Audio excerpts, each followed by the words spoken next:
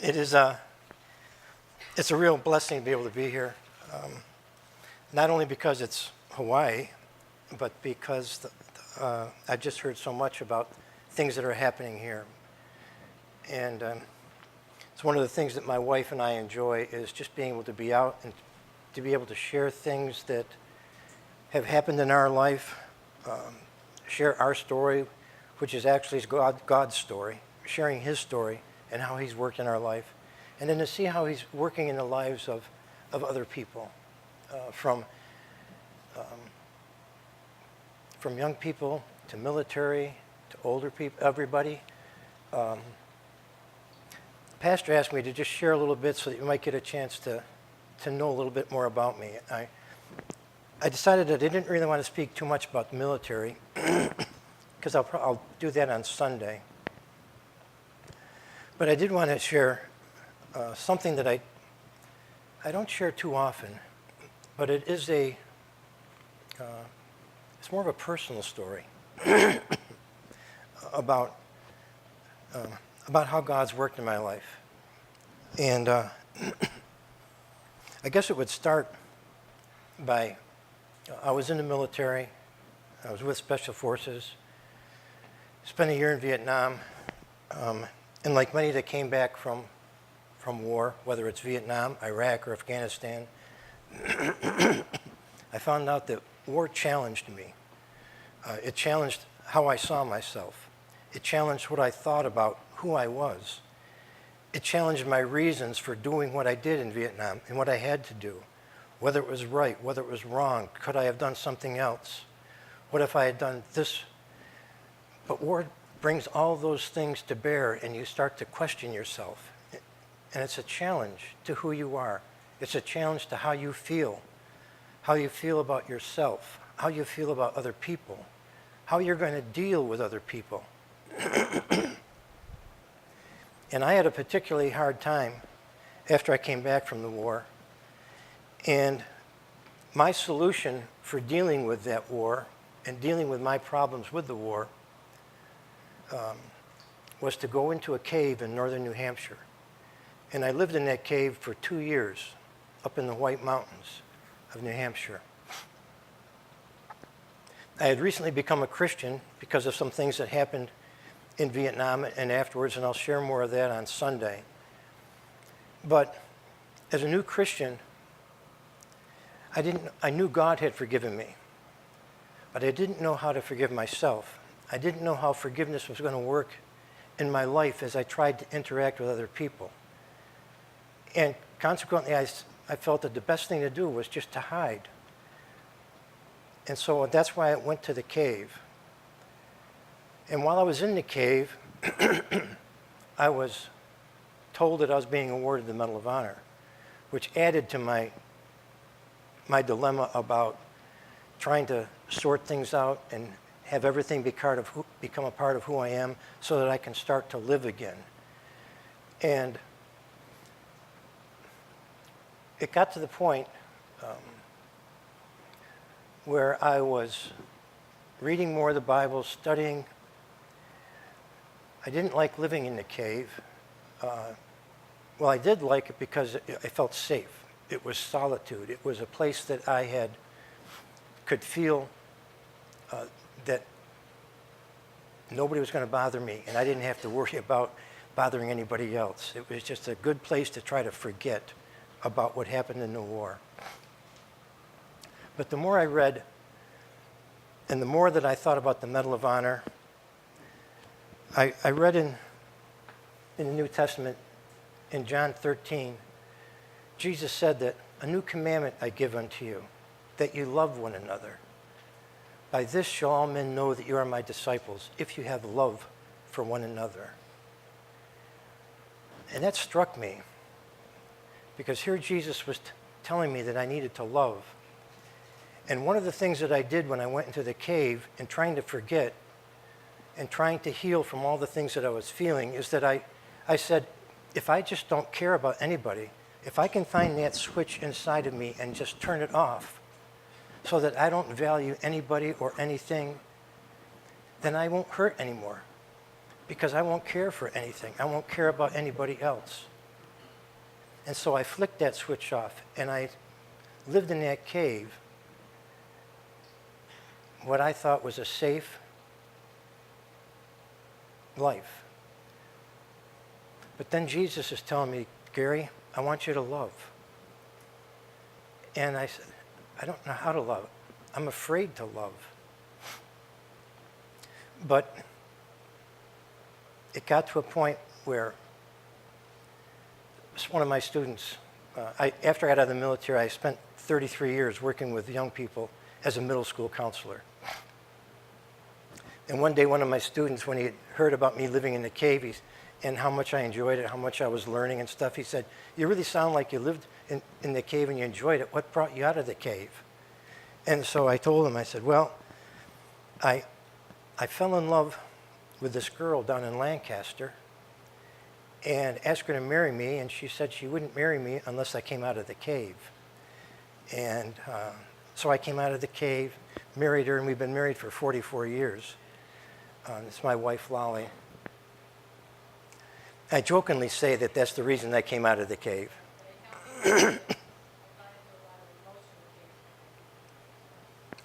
Yeah, she wouldn't go into the cave out in the woods, but becoming part of my life, she found out that there were a lot of emotional caves that I kept separate and that I kept because I felt that I needed to be safe. I kept those caves because I had not really learned how to love. And yet Jesus is telling me, you got to love, Gary. You got to love, because if you want to be my disciple, if you want to share that message that I'm writing in your heart, you got to come out of the cave and love. But I didn't know how to love. And so the more I studied the scripture, I saw that in the beginning of John 13, Jesus gave a perfect example of how to love. And he did that by washing the disciples' feet. Here's an act of love, Gary. You want to see love in action? Wash somebody's feet. And I remember hearing a quote by somebody that stuck with me. And it said that forgiveness is the well from which we draw water to wash another's feet. You want to wash somebody else's feet? You want to act in love? Go to the well of forgiveness. And that's where you can draw the water that will enable you to be able to love another. So God gave me a key to coming out of the cave, because I came out of the cave not only because Lolly said, come on out, because I'm not going to go in, but because her love for me brought me out of the cave, but also because God's saying, Gary, I want you to love people. I'm giving you a message, and I'm going to show you how to love people by forgiving and washing others' feet.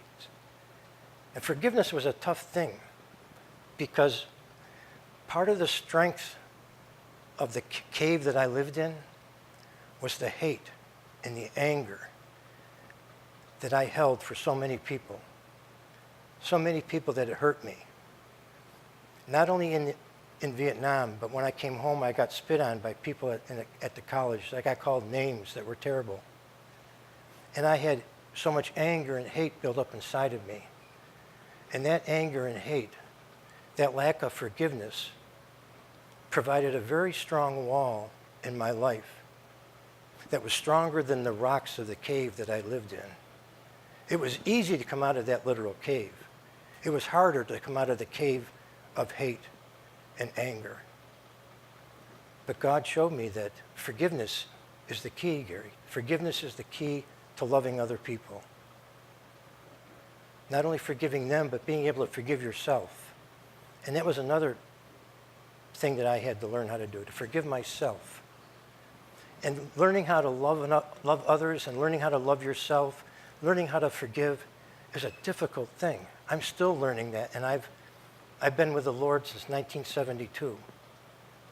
But each day, he shows me more areas of my life where I need to love, more areas of my life where I need to forgive, more areas in my life where I need to let him work and make a difference in my life.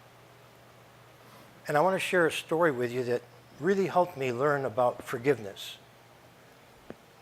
And like I said, I don't usually share this story too often because it's a very personal story. It's a story about one of the most troubling times or difficult people or tough experiences that was hard for me to deal with, worse than anything I experienced in the war. And it involved my father. See, my parents got divorced when I was 5 years old. And looking back, I only have about 3 or 4 memories of my father. Because after he left when I was 5, I never saw him again. I remember him, he played professional baseball for a AAA team up in New York. And I remember him playing baseball with me and showing me how to throw a curve, how to throw a fastball. As a 4-year-old child, I had special memories of that. Another special memory I had is him taking me to a local bar and me sitting on a stool and spinning around on a stool and drinking Cokes. And I'd be there for hours because it turned out he ended up going off with other women. And he'd leave me there for hours and hours and then come back. Then another memory I have is on a Christmas Eve, where he came to my aunt's house, knelt down and told me, he said, "Gary, I love you, but I have to leave. And I don't know if I'll ever see you again." And he left. I was 5 years old. And those were the only memories that I had growing up of this man that was my father. It got to the point where after a while, and back then, being a single parent, not, coming from a broken family was not all that common, at least not in the people that I knew. I had about 15 or 20 cousins, and my family was the only one in which a parent had left. So after a while, it became to the point where he didn't exist. He wasn't a part of my life in any way. I never got a card from him, never got a letter, never got anything, never heard from him. Well, I grew up, went in the military, went to Vietnam, and I got shot 3 times, ended up in the hospital. And I was at Valley Forge Hospital, recuperating. I was there for almost a year. And I was lying there in the hospital bed one day, and my bed was against the wall, and it looked right down the main aisle where it went out into the main hall, and you could see people coming down the corridor. All of a sudden, I saw this man walking towards me. And somehow, even though I was 24 years old, and I hadn't seen my father in 20 years, somehow I knew that's my dad, and he's coming to see me. He came up to the bed, and he just said, "I'm glad that you're alive," because the first reports that came out of Vietnam was that I was killed. That was the first telegram that went home. And then the second one come out and said, "Sarah, he wasn't killed, he was only superficially wounded, he was treated and sent back to duty." That one wasn't right either. But he had heard that I was wounded because his brother kept track of me, my uncle. And my uncle contacted him and said that I was in Valley Forge Hospital. So my dad came up and he said, "I just want you to know that I've loved you. I've never stopped loving you. And if you can find it within your heart to forgive me, I would really like to meet with you and talk with you."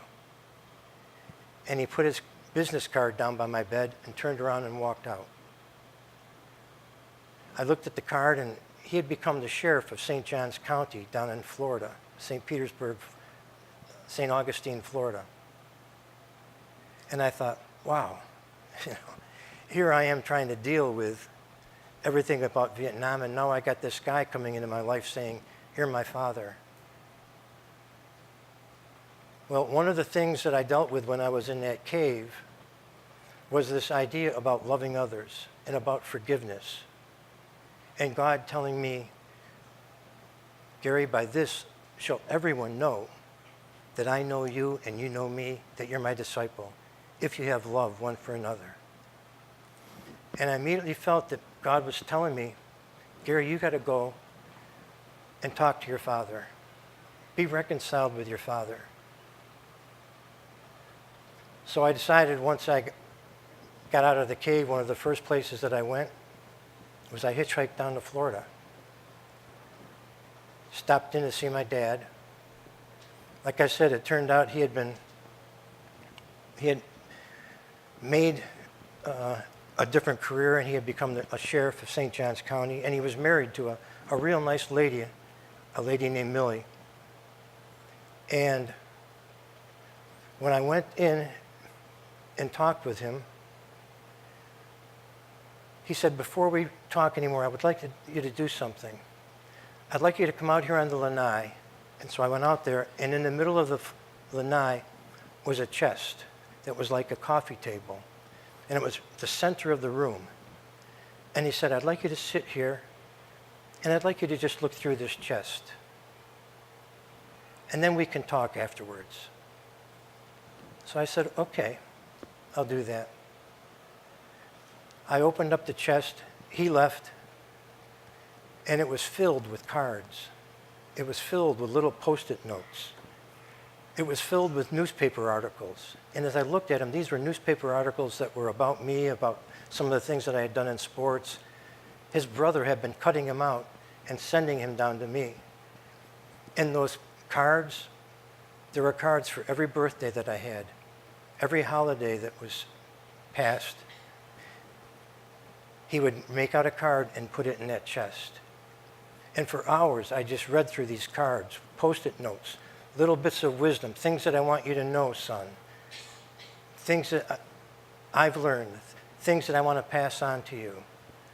So many things that began to touch my heart. The next day we talked, and he said, Gary, I want you to know that leaving you was the toughest decision I ever made. He said, but I was a jerk to your mother. My mother was the second woman that he had married.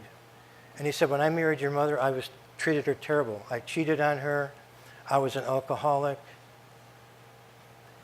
And I decided that I was going to leave her, and that rather than being a part of your life, I knew that you had close relatives, cousins and aunts and uncles that would always be there for you, that would always love you. And so I just trusted that they would take care of you, and that someday we would have an opportunity like this, where I would have a chance to share with you how much I loved you and how hard it was for me to leave you. In the meantime, his wife had told me that Dad had recently become a Christian. That kind of blew me away too.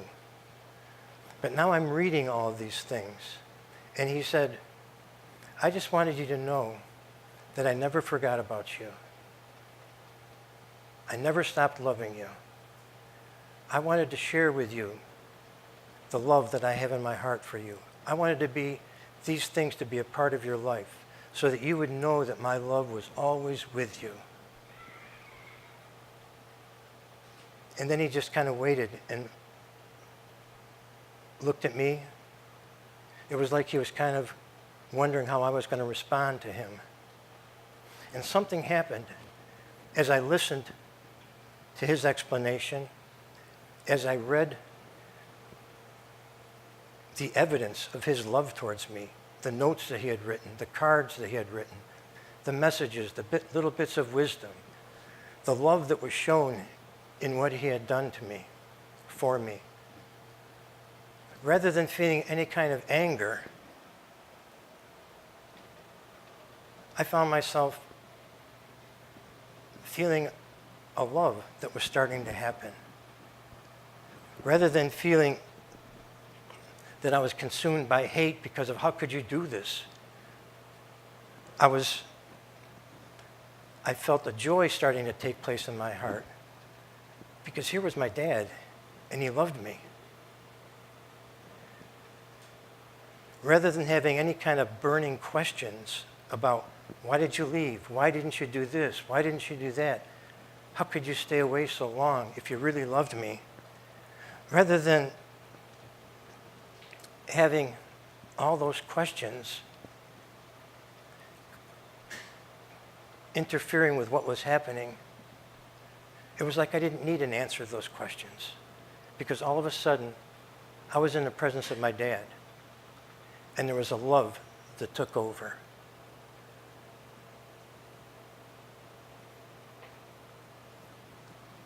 We became pretty close friends, and for the next 20 years before he passed away, we had a tremendous father and son relationship. For the next 20 years, we washed each other's feet.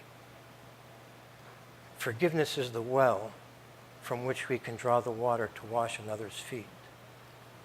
On that lanai, I had a choice to make. Do I forgive? Do I love?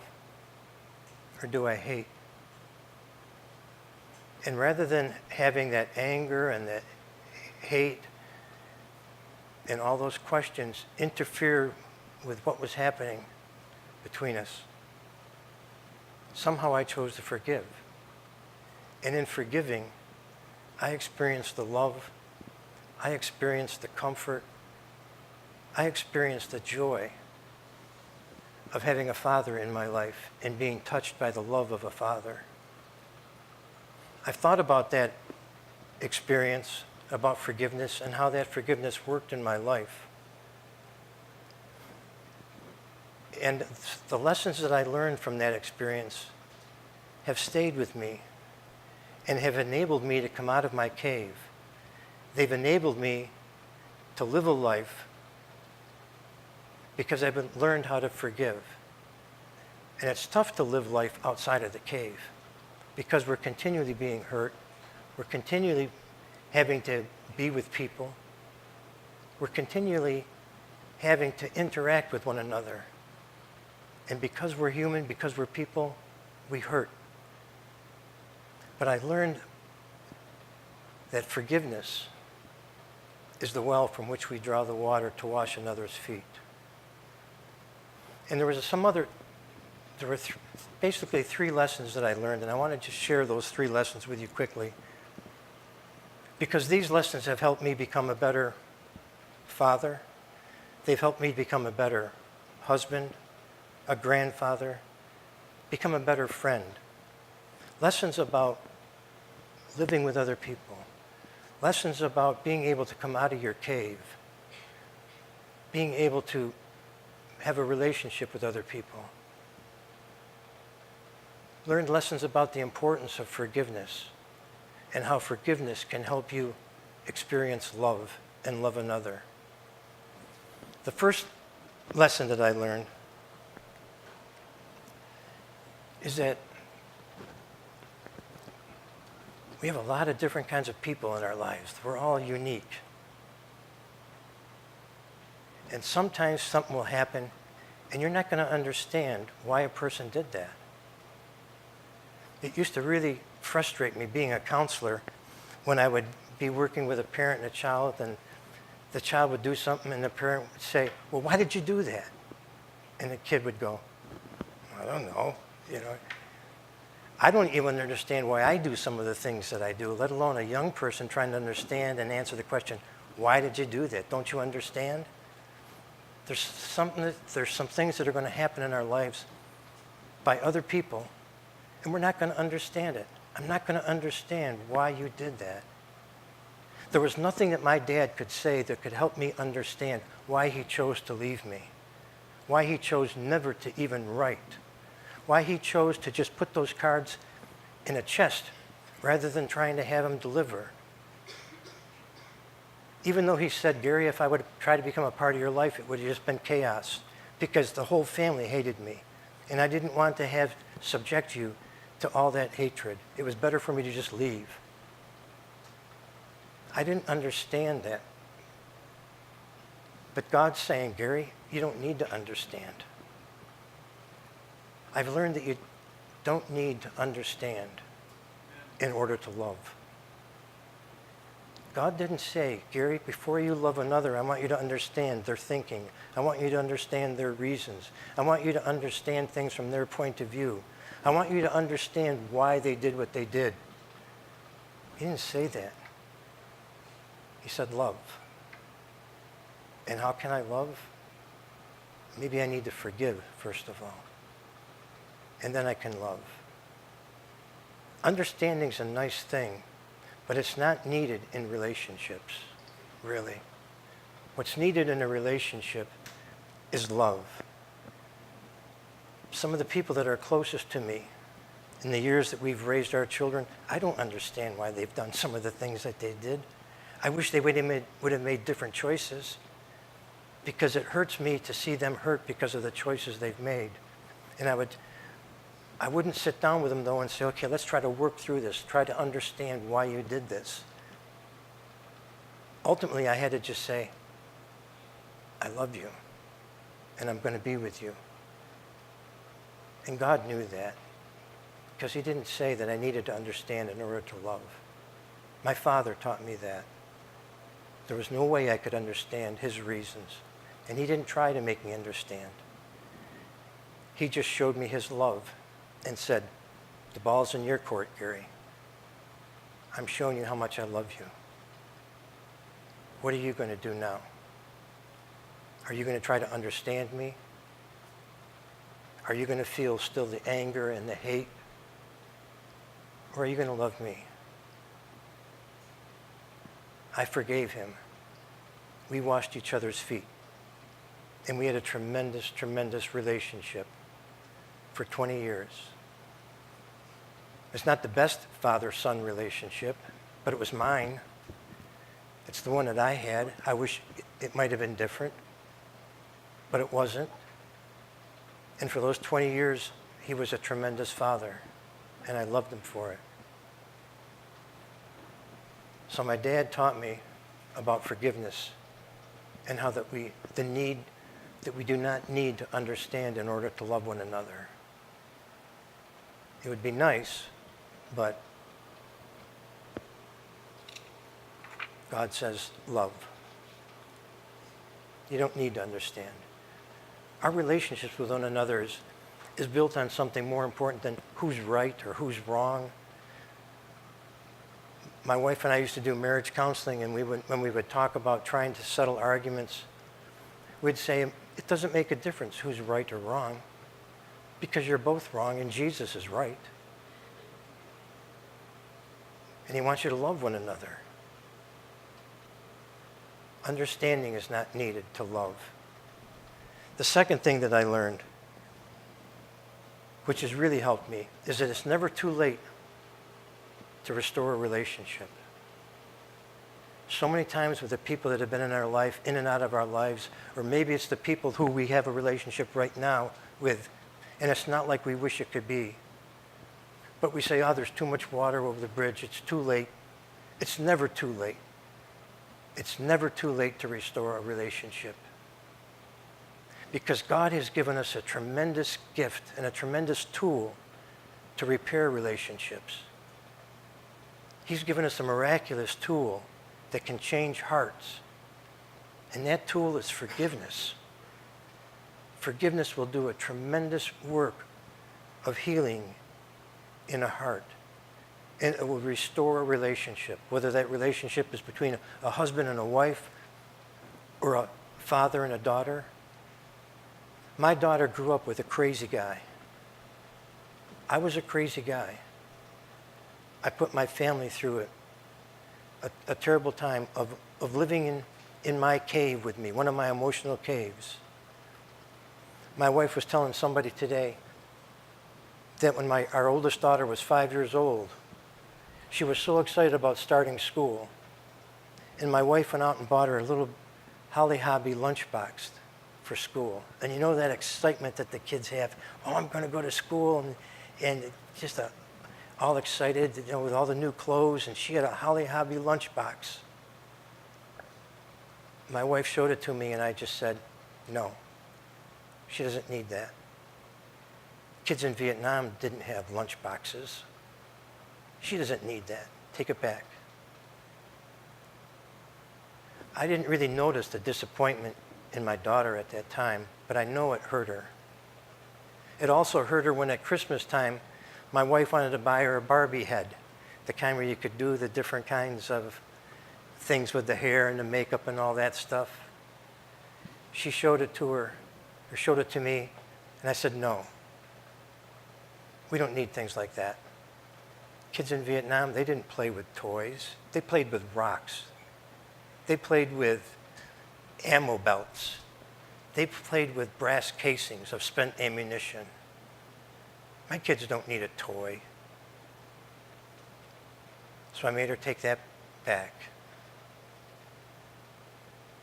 I didn't realize how much I was hurting her, but she remembers it. She talks about it. And she's in her 40s now, and she has 4 kids of her own.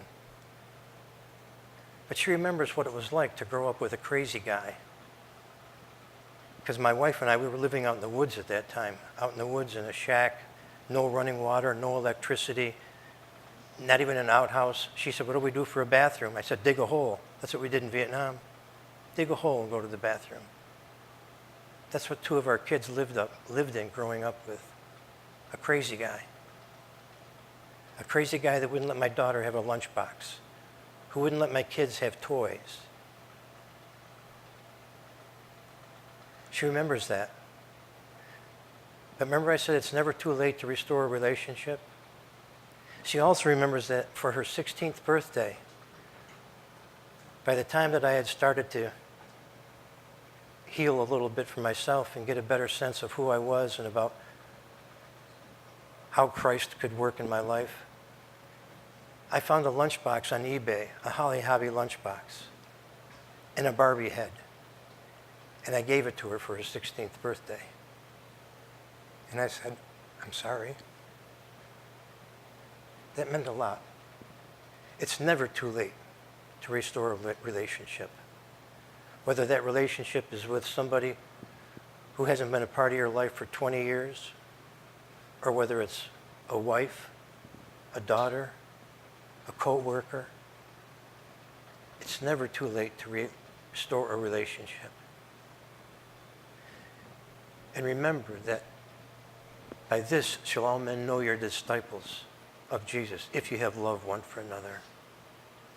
And then the final thing that I remember and learned from my experience with my father is that I believe that there's going to come a time in all of our lives when no matter what you've been through, no matter what you've experienced, no matter what stage of life or Christian life that you're involved with, there's going to come a time when you're going to really need to hear the words of a father. You're going to really need to feel the touch of a father's love. There's a certain special thing that can come with the love of a father. I think God's made it that way. And maybe for you, like me, maybe you've had this kind of a crazy relationship with God, our Father. Maybe there's some times when you think that God's not listening to you. Maybe you might think that there's at least sometimes that God's silent. God, why aren't you there? I would hope that everybody here knows the Lord personally, but maybe you're thinking that there's been a time in your life when you didn't even think that God was real, that he existed, that he was non-existent, as I thought my father was. He became an entity that wasn't real, and he was not there. But he was there. Every birthday, every holiday, he was writing me love notes and putting them in that chest. His love was continual. His love was constant. And even though I didn't know about it, and even though I didn't receive it, it was there. Do you know God has done the same thing with us? His word is filled with love notes. His word is filled with words of love and comfort and peace, words of instruction, words that he wants us to know, words that he wants to become part of our life so that we can live life with him and enjoy life. God has his own chest that he's written notes to each of us. And his word is full. Just as that chest was full of my Father's thoughts towards me, I've come to learn that the Bible is a chest where God has written all of his thoughts about his love for us. And Jeremiah said, before we were formed in the womb, he knew us. We might not have known him, but he knew us. Isaiah 49, he said that a mother may forget her child, but I will never forget you. My dad told me that. He said, Gary, I've never forgotten you. I've always thought of you as my son. I may not have been there, and you may not have known that my love was real and that my love existed, but I knew it and I loved you. And here's the proof of it. David said in the Psalm that, God, how great are your thoughts toward me? If I should count your thoughts, they are more than the sands of the sea. God's word is filled with tremendous letters of love that he wants us to be able to understand and to know. He wants us to be able to understand that and to know the power of forgiveness, the power of love. He wants us to be able to come out of our caves and to love others. There's a world out there that needs to hear about God's love. There's a world out there that needs to have their feet washed. And God has said to me, Gary, forgiveness is the well that you can go to draw the water to wash others' feet so that you can love them. I came out of the cave with that message of love. My encouragement for you tonight is God wants all of us to come out of our caves, to come out of whatever cave keeps us from truly loving another person. Maybe it might be a lack of forgiveness. Maybe it might be, well, I can't love them because I don't understand why they did that. That's okay. God says love them. And you can love them by forgiving them. God wants us to experience the miracle that comes from forgiveness. I've had to forgive a lot of people in my life. The toughest one to forgive was myself. But it was as I've forgiven myself and as I've forgiven others, I've experienced the love that Christ has for me and the love that Christ wants me to share others. As I said, he's given us a tremendous miracle, a tremendous gift that can change and impact the lives of other people. And that gift is forgiveness. He's calling us to come out of our caves. He's calling us to forgive one another. He's calling us to love one another. Like I said, Pastor asked me to share something to just give you an idea of who I am. And so I thought I'd share that personal story with you because it was one of the hardest struggles I've ever had to do, is to forgive my father, forgive myself. But being able to forgive him and being able to forgive myself and being able to wash his feet and allow him to wash my feet has made all the difference in my life.